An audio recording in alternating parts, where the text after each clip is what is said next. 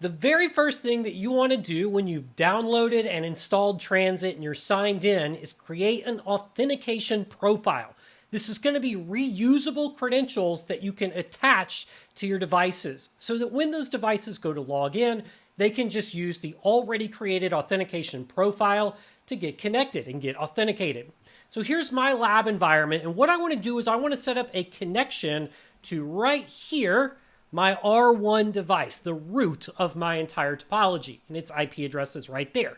But before I can bother with this device, I need to make sure I have the credentials ready to go.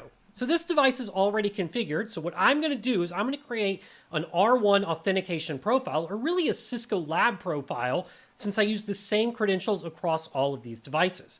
So I'll go into Transit, and the first thing I'm going to do is I'm going to click on the little key icon right here to create a new authentication profile.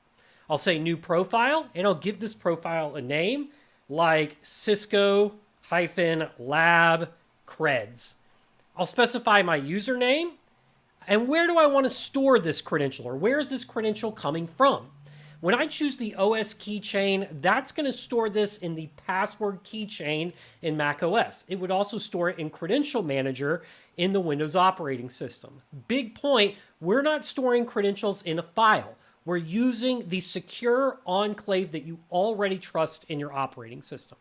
Now you have to give this a friendly name to be stored in the keychain. So this name right here is how do you want to see it in Transit, and this name right here is how do you want to see it in your keychain. Lots of times these are the same. You can do Cisco Lab Creds if that's what you want to do, and then right here you type in the actual password you're going to use. So I'll type in my credentials like this and click Save. And at this point, I've now got a credential that I can use to connect to my device.